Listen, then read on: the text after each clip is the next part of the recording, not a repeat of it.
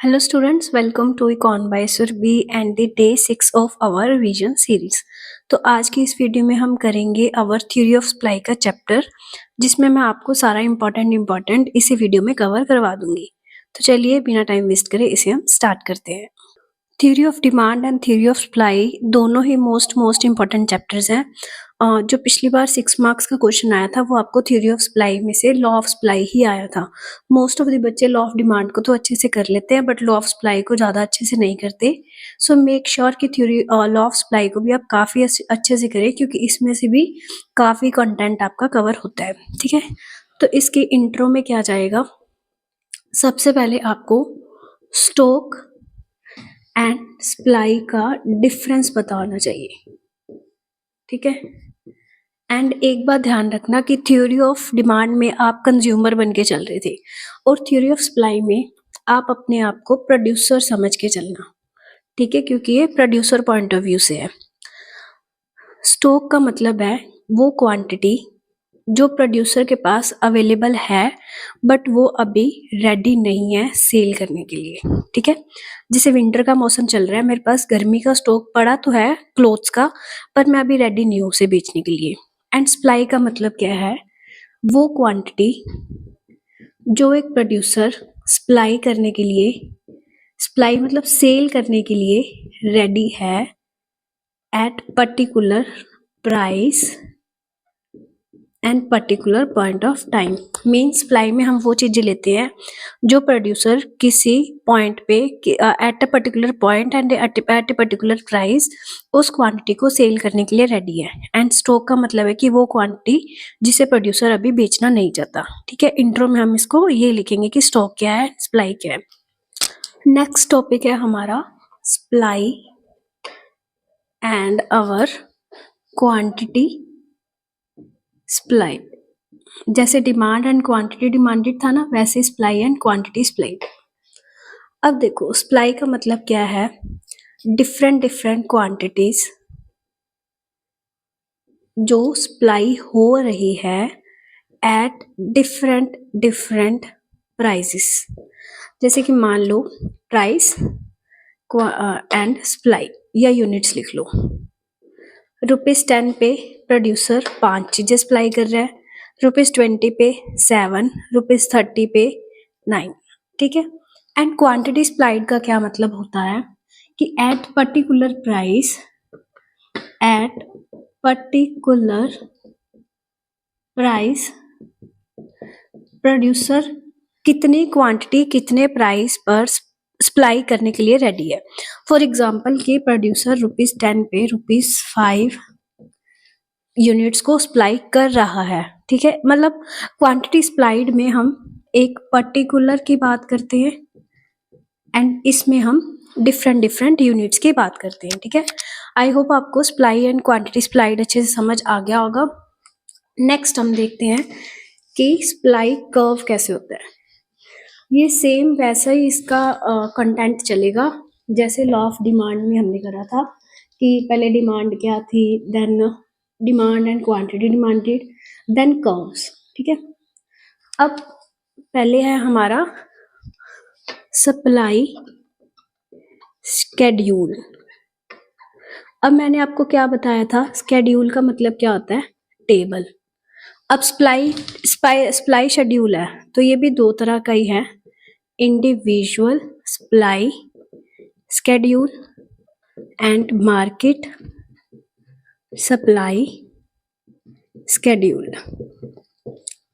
Individual में हम सिर्फ एक प्रोड्यूसर की बात करते हैं, प्राइस यूनिट्स कि एक प्रोड्यूसर डिफरेंट प्राइसेस पे कितने यूनिट्स सप्लाई कर रहा है। ठीक है, मार्केट में हम एक से ज़्यादा प्रोड्यूसर्स की बात करते हैं क्योंकि मार्केट में एक से ज़्यादा प्रोड्यूसर्स होते हैं। फॉर एग्जाम्पल कि ए प्रोड्यूसर, बी प्रोड्यूसर। जैसे ए प्रोड्यूसर ₹10 पे सपोज ए प्रोड्यूसर कितनी सप्लाई कर रहा है, बी प्रोड्यूसर कितनी सप्लाई कर रहा है एट दी पर्टिकुलर यूनिट्स। जैसे ए प्रोड्यूसर 5 यूनिट्स और बी प्रोड्यूसर कितनी कर रहा है, मतलब डिफरेंट प्राइस पे जो अलग अलग सप्लाई हो रही है एक मार्केट में, वो हम किस में बात करते हैं, मार्केट में। एंड ऐसे लिखेंगे इसको, जैसे कि मैंने थोड़ा सा गलत बना दिया, supply of A, supply of B and इधर आप प्राइस मेंशन कर दो 10, 12, 15। आपकी जो टेक्स्ट बुक है या बुक है जो भी आप फॉलो कर रहे हो उसमें एग्जैक्ट बनाएगा। जैसे 10 रुपए पे ये सप्लाई कर रहा है 5 यूनिट्स की, ये 7 की, तो आप अलग अलग ऐसे मेंशन कर सकते हो। ठीक है, दो तरह के सप्लाई शेड्यूल है, इंडिविजुअल, मार्केट। इंडिविजुअल में हम एक प्रोड्यूसर की बात करते हैं एंड मार्केट में एक से ज्यादा प्रोड्यूसर्स की बात करते हैं। अब सिमिलरली इसके नीचे एक टॉपिक होगा कर्व्स का। कर्व भी दो तरह का ही होता है, similarly individual supply curve, market supply curve.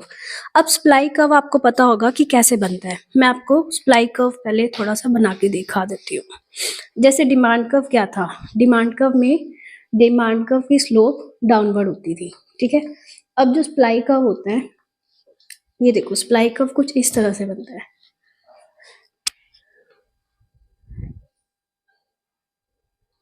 Units, price, ओ, एक्स, वाई। जब भी सप्लाई कर्व बनाओगे, सप्लाई कर्व की स्लोपिंग क्या होती है, अपवर्ड। ये ध्यान रखना, सप्लाई कर्व की स्लोप जो बनती है वो पॉजिटिवली स्लोप बनती है। अब पॉजिटिव क्यों बनती है, क्योंकि प्राइस इंक्रीज होगा तो सप्लाई भी इंक्रीज होगी, प्राइस डिक्रीज होगा तो सप्लाई भी डिक्रीज होगी। फॉर एग्जाम्पल जैसे ये चीज है, अब आप प्रोड्यूसर हो, ठीक है, अगर आपको किस चीज का ज्यादा प्राइस मिलेगा तो ऑब्वियसली आप ज्यादा सप्लाई करोगे ना। अगर किस चीज का कम प्राइस मिलेगा तो मैं कम ही सप्लाई करूंगी। ठीक है, फॉर एग्जाम्पल ₹10 पे प्रोड्यूसर सप्लाई कर रहा था 5 यूनिट्स की। अगर किस चीज का प्राइस बढ़ गया तो उसकी सप्लाई भी बढ़ गई। ये होता है, इसीलिए जो सप्लाई कर्व बनता है वो पॉजिटिवली स्लोप बनता है। अब इंडिविजुअल सप्लाई कर्व क्या था, जब हम इंडिविजुअल डिमांड शेड्यूल को ग्राफिकली प्रेजेंट कर देंगे तो वो इंडिविजुअल सप्लाई कर्व बन जाएगा। एंड मार्केट सप्लाई कर्व क्या है, स्लोप ऐसी बनेगी कि जब हम मार्केट डिमांड शेड्यूल को ग्राफिकली प्रेजेंट कर देंगे तो वो मार्केट सप्लाई कर्व बन जाएगा। वो कुछ इस तरह से बनेगा, दो बना के दिखा देंगे, वो is equal to MS, curve same ही होएगा। ठीक है, ये जो डेफिनेशंस वाला कंसेप्ट है वो आपको 2 मार्क्स में ज्यादातर पूछा जा सकता है। नेक्स्ट हम करते हैं हमारा most important topic, that is determinants of supply और डिटर्मिनेंट ऑफ सप्लाई फंक्शन। ये भी काफी इंपॉर्टेंट टॉपिक है एंड काफी बच्चे इस चैप्टर को अंडर एस्टिमेट करके चलते हैं, बट अंडर एस्टिमेट मत करना इस चैप्टर को, क्योंकि इसमें से काफी इंपॉर्टेंट कंटेंट हर बार आता ही आता है। ठीक है, अब देखो कि सप्लाई कौन से फैक्टर्स पे डिपेंड करती है। S X means supply of good X is a function of P of X, P of R, N F, G, P F, T, E X and G P. अब P X का क्या मतलब है, price of on commodity. सबसे पहले supply, अब इसमें आप ये मान के चलना कि आप एक प्रोड्यूसर हो एंड आप किसी चीज को प्रोड्यूस कर रहे हो, तो आपकी सप्लाई किस किस चीजों पे इफेक्ट, किन फैक्टर्स पे डिपेंड करेगी। पहला price of on commodity means वो कहता है कि ना अगर किसी चीज का प्राइस ज्यादा होगा तो उसकी सप्लाई भी ज्यादा होगी, अगर किसी चीज का प्राइस कम होगा तो उसकी सप्लाई भी कम होगी। ठीक है, क्यों, क्योंकि मान लो मेरे को किस चीज का प्राइस ज्यादा मिल रहा है, प्राइस ज्यादा है तो मेरे को प्रॉफिट भी ज्यादा होएगा।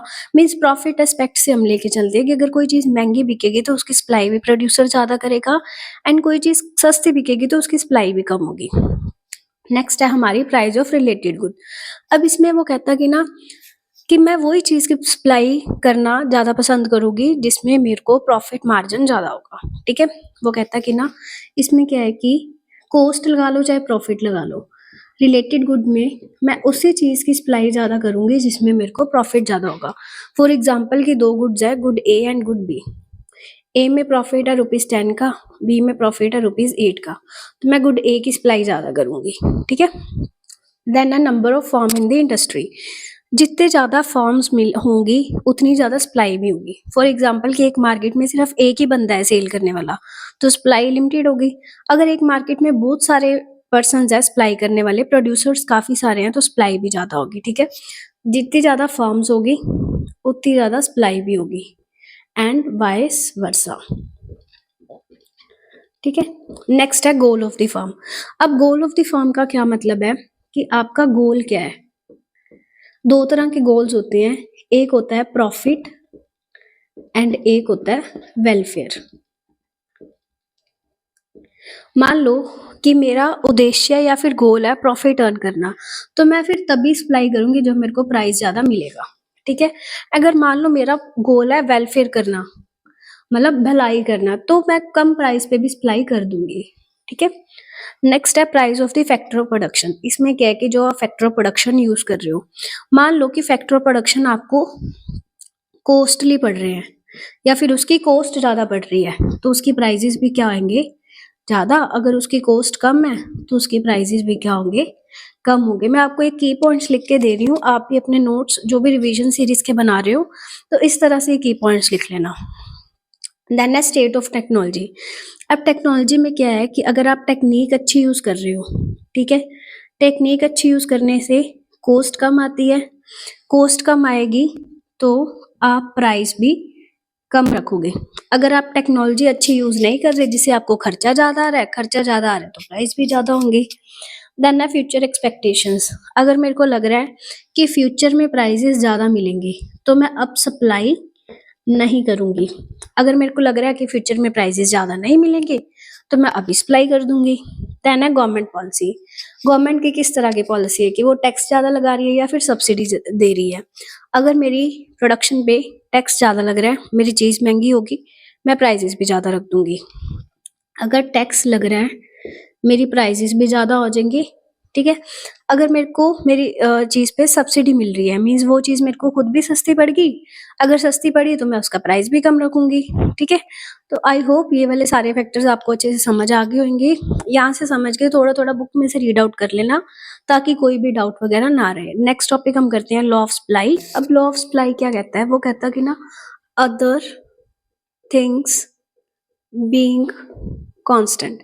अब अदर थिंग्स बीइंग कांस्टेंट का क्या मतलब है, वो सारी चीजें जो सप्लाई को इफेक्ट करती है एक्सेप्ट प्राइस, प्राइस को छोड़ के। वो कहता है कि बाकी सारी चीजों को कांस्टेंट रख के प्राइस एंड सप्लाई में पॉजिटिव रिलेशनशिप है। पॉजिटिव क्यों है, मैंने आपको बताया था ना कि जब सेम एरो जाते हैं तो उसको पॉजिटिव बोलते हैं। प्राइस बढ़ेगा तो सप्लाई कम ज्यादा होगी एंड प्राइस कम होगा तो सप्लाई भी कम होगी। ठीक है, अब सबसे पहले आपने स्टेटमेंट इंट्रो लिख के स्टेटमेंट लिखनी है। स्टेटमेंट लिखने के बाद कुछ ऐसा सा आप एक फ्लो चार्ट बना देना। देन इसके अजम्पशंस में क्या जाएगा, क्या क्या हम मान के चलेंगे, जो मैंने आपको पीछे फैक्टर्स बताया ना उनको कांस्टेंट लेके चलना है कि goal of the firm constant है। ठीक है, हम प्राइस ऑफ रिलेटेड गुड्स की बात नहीं कर रहे, वो जो भी सारे सारे फैक्टर ऑफ प्रोडक्शन की बात नहीं कर रहे, जो भी मैंने आपको सारे पॉइंट्स लिखाए हैं उनको कांस्टेंट लेके चलना है। एक्सप्लेनेशन में आप क्या करोगे, एक टेबल बनाओगे जिसमें आप बताना है कि किसी चीज का प्राइस बढ़ेगा तो उसकी सप्लाई भी बढ़ेगी। एंड इसका डायग्राम कैसे बनेगा, कुछ इस तरह से, क्योंकि सप्लाई का हमेशा पॉजिटिवली स्लोप्ड होती है। ठीक है, ये था सिंपल लॉ ऑफ सप्लाई। आपने ऐसे एक्सप्लेन करना है। मैंने आपको एक लॉ ऑफ डिमांड की विद प्रेजेंटेशन एक वीडियो बना रखी है, उसी हिसाब से आपने लॉ ऑफ सप्लाई का अपना क्वेश्चन तैयार कर लेना क्योंकि ये 6 मार्क्स में आता ही है। ठीक है, अब ना इसके कुछ एक्सेप्शंस है। एक्सेप्शंस का मतलब है कि जिसपे लॉ ऑफ सप्लाई लागू नहीं होता। ठीक है, जैसे लॉ ऑफ डिमांड में अपन कर रहा था ना गिवन गुड्स, वो वाला आर्टिकल ऑफ डिस्टिंक्शन, वैसे वो कहता कि जरूरी नहीं है कि प्राइस ज्यादा हो तो सप्लाई ज्यादा ही होगी। कई बार ऐसे होता है कि ऑपोजिट भी होता है कि प्राइस कम होने पे भी सप्लाई ज्यादा हो जाती है और प्राइस ज्यादा होने पर भी सप्लाई कम हो जाती है। ये इसकी क्या है एक्सेप्शंस। जैसे कि पहली चीज है एग्रीकल्चर प्रोडक्ट्स। वो कहता कि ना एग्रीकल्चर प्रोडक्ट्स की आप इंस्टेंटली प्राइस नहीं इंक्रीज कर सकते।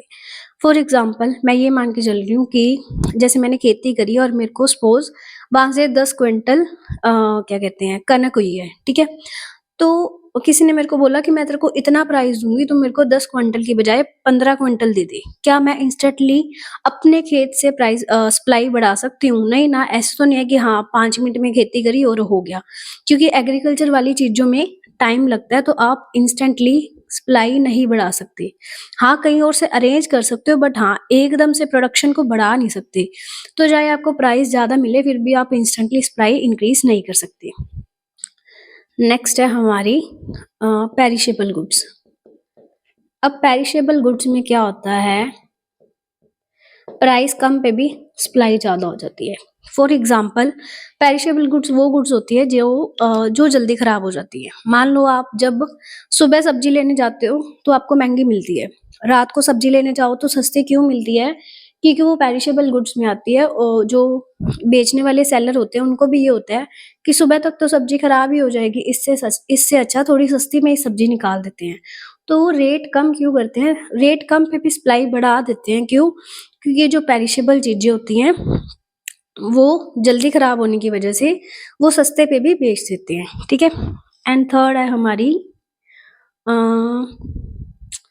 जैसे कि कई कॉस्टली चीजें हम कह सकते हैं, कई ऐसी चीजें होती है जिनके प्राइसेस ज्यादा होने पर भी उसकी सप्लाई कम होती है। जैसे कि आईफोन 17 आया है, जब वो नया नया आया था उसका प्राइस तो हाई था पर फिर भी उसकी सप्लाई कम थी, वो इजीली अवेलेबल नहीं होता था। क्यों?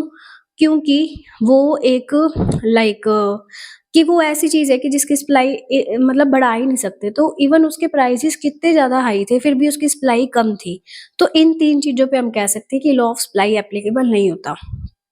आपको अगर तीसरा पॉइंट नहीं मतलब नहीं याद रहेगा तो आप agriculture goods and perishable goods को ही दोनों को लिख सकते हैं, ठीक है। आई होप आपको अच्छे से क्लियर हो गया होगा। तो please like comment and share my channel. अपना फीडबैक जरूर जरूर दिया कीजिए, एक फीडबैक काफी बड़ी मोटिवेशन का काम करते हैं मेरे लिए। तो आपकी रिवीजन सीरीज ऐसे कंटिन्यू रहेगी एंड आप अपने मेरे साथ साथ क्लास में नोट्स भी बनाते रहे सो दैट कि आपको एंड में कोई भी दिक्कत ना आए।